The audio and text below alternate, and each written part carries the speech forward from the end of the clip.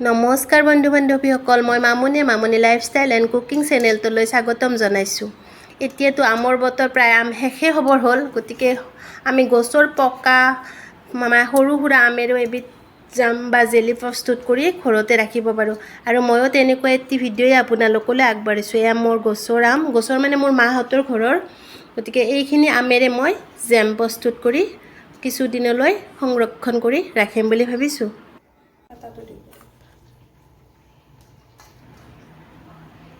আমখিনি প্ৰথমতে ভালদৰে ধুই পেলাই কাটি লৈছোঁ।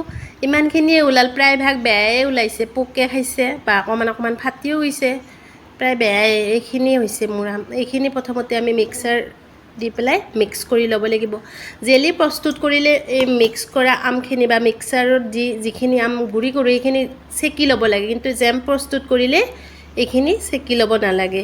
জেমখিনি যিহেতুকে অকণমান আহ থাকে, সেইকাৰণে জেমৰ কাৰণে প্ৰস্তুত কৰিব নালাগে। যদিহে ভিডিঅ'টো চাই আপোনালোকে ভাল পায়, প্লিজ লাইক এটা কৰি দিব আৰু মোৰ ফেচবুক পেজটো ফ'ল' কৰিব।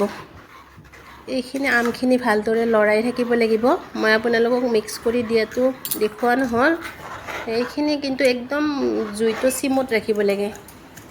চেনি দি দিছোঁ, চেনিটো এতিয়া উতল আহিয়ে আছে।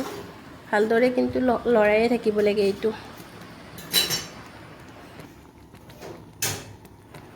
20 মিনিটমান লৰাৰ পিছত জেম প্ৰস্তুত হৈয়ে যায়। এইটো জেমটো প্ৰস্তুত হ'লে, গতিকে এই এগিলাচ পানীত অকণমান জেম ঢালি দিলে যেতিয়া থুপথুপীয়া হৈ থাকে, তেতিয়া আপোনালোকে ভাবিব জেমটো প্ৰস্তুত হৈয়ে গৈছে।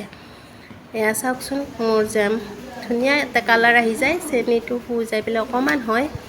গতিকে এইখিনি খাবৰ কাৰণেও ভাল, আৰু আলহী আহিলে ব্ৰেডত বা শুকান ৰুটিৰ লগতো দিব পাৰি, ঘৰতো খাব পাৰি। আমবিলাক এনে আলনি হৈ যোৱাতকৈ ঘৰতে অতি সহজ পদ্ধতিৰে এনেদৰে জেম বা জেলি প্ৰস্তুত কৰি আমি সকলোৱে খাব পাৰোঁ। আপোনালোকে এবাৰ প্লিজ ট্ৰাই কৰি চাবচোন। এয়া চাওকচোন, ধুনীয়া হৈছে মোৰ জেমখিনি। আৰু আইনাৰ বটলত থৈ দিলে এইখিনি বহুত দিনলৈ ভালে থাকে। যদিহে আপোনালোকে এই ভিডিঅ'টো চাই ভাল পালে, প্লিজ লাইক এটা কৰিব, শ্বেয়াৰ কৰিব, ছাবস্ক্ৰাইব কৰিব। আজিলৈ এৰিছোঁ, নমস্কাৰ।